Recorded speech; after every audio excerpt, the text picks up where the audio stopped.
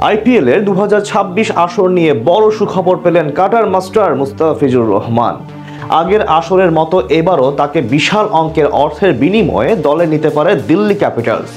স্কোয়াডের অধিকাংশ ক্রিকেটারকে ছেড়ে দিলেও সম্ভাবনা আছে ফিজকে নিয়ে।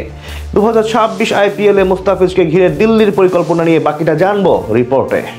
বল হাতে অসাধারণ এক বছর পার করছেন কাটার মাস্টার মুস্তাফিজুর রহমান। চলতি বছর দুনিয়ার সবচেয়ে সফল বোলারদের মধ্যে তিনি একজন। বিশেষ করে টি-20 ফরম্যাটে সেই পুরনো দিনে ফিরে গিয়েছেন বাঁহাতি এই পেসার, যেমনটা নজর এড়ায়নি ক্রিকেট বিশ্বের ফ্র্যাঞ্চাইজিগুলোর। বিশেষ করে আইপিএল এর দল দিল্লি ক্যাপিটালসের নজরে ঠিক আঠার মতো লেগে আছে তার নাম। 2026 মৌসুমের নিলামের আগে তাকে নিয়ে বড় সুখবর দিল শীর্ষ ফ্র্যাঞ্চাইজিটি। তাদের সংক্ষিপ্ত তালিকায় জায়গা করে নিয়েছেন দ্য ফিজ।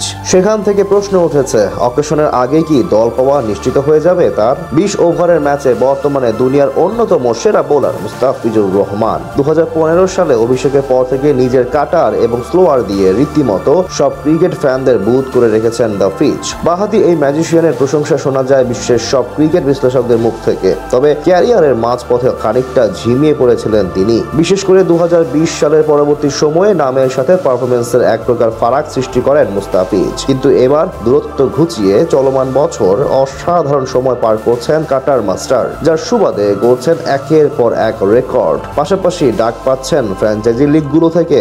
আন্তর্জাতিক ক্রিকেটে অভিষেক হওয়ার থেকে নিয়মিত সুযোগ পান দুনিয়ার শীর্ষ ফ্র্যাঞ্চাইজি টুর্নামেন্ট ইন্ডিয়া প্রিমিয়ার লিগে। গত সিজনে নিলাম থেকে দল না পেলেও ডিরেক্ট সাইনিং এ শেষ দিকে দিল্লির হয়ে দেখা যায় তাকে।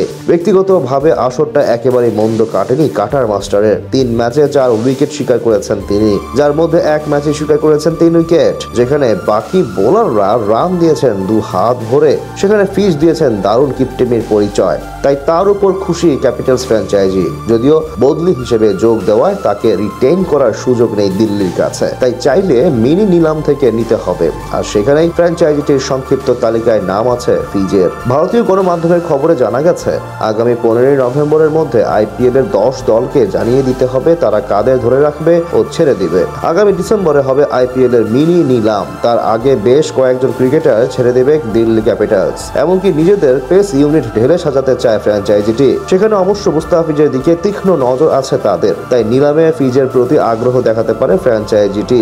এদিকে নির্ভরযোগ্য খেলোয়াড়দের ধরে রেখে পারফরমেন্সে হতাশ করা কয়েকজনকে বিদায় দিতে প্রস্তুত তারা। এই তালিকায় ভারতীয়দের পাশাপাশি বিদেশি ক্রিকেটাররাও রয়েছেন। ছাড়পত্র পাওয়া সম্ভাব্য খেলোয়াড়রা হচ্ছেন করুণ নায়ার, দুষ্মন্ত চামিরা, ডোনোভান ফেরাইরা ও মোহিত শর্মা। তাদের বাদ দিয়ে ফিজের দিকে হাত বাড়াতে পারে দিল্লি। আইপিএলে এখন অব্দি 5 টিমের হয়ে মোট 60 ম্যাচে 65 উইকেট শিকার করেছেন মুস্তাফিজ, যেখানে মোট 3 সিজন খেলেছেন দিল্লির জার্সিতে।